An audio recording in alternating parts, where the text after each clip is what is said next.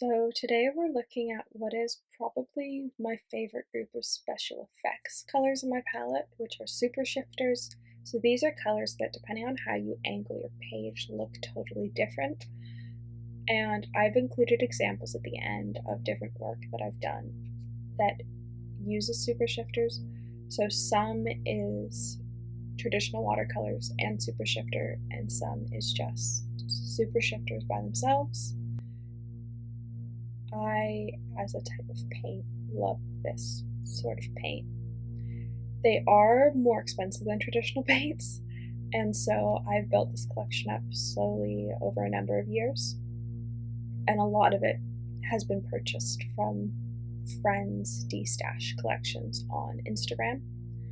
So a lot of the times when a brand reformulates their colors, their BAs will sell off their pans of the old version of the color, and I have been lucky enough a couple times to pick up pans from friends when they've done that, which makes it much more reasonable to acquire these colors because a half pan tends to cost between $20 and $25. The other thing I do is if there's a color that I really want, I often will get it in a quarter pan if it's available in that size, just because it's a more reasonable cost. Some of these Cozmick Creations colors are also test colors. So these were when Laura was deciding if she wanted to bring in super shifters to the shop about 3 years ago. And so I got a whole bunch of different pigments she was considering bringing in. Well, she had brought in a very small quantity of them, and I got to sort of play around with them before they were launched in the shop. And so lots of these colors were never shop colors, or have become shop colors since under different names. I've tried to update all my pans so that the names are correct what they are in the shop, but I think there are a couple that still aren't quite right.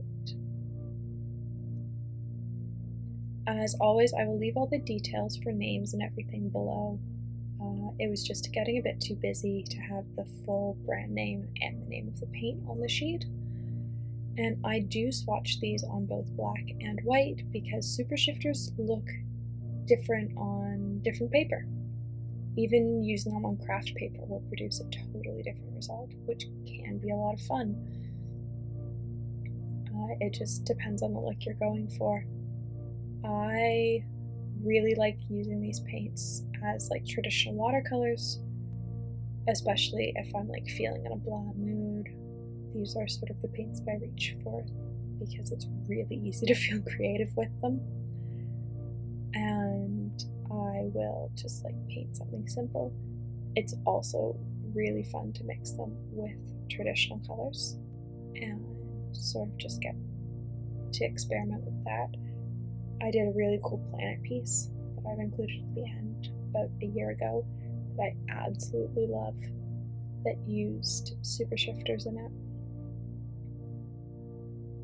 I'm not going to go over each color individually just because there are a lot of colors, and I've also included at the end swatches of the colors out in the sun because depending on the lighting, super shifters look totally different. A lot of using shimmer watercolors is figuring out lighting because depending on the lighting, your colors are going to look different, which can be really frustrating, especially to figure out your lighting situation. I sometimes have lighting down for shooting with them and sometimes I don't.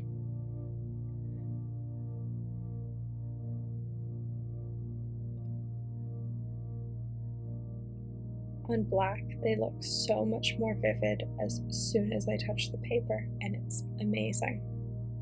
So I'm going to leave you here to enjoy the video. I hope you have fun. As a category of paints, I absolutely love super shifters. There are sort of 3 additional categories of like specialty watercolors other than just shimmer that I've got in my collection, and they're ghosts and neons and super shifters, and so I will at some point cover the other 2 categories because they're all amazingly special to me, and I love working with them.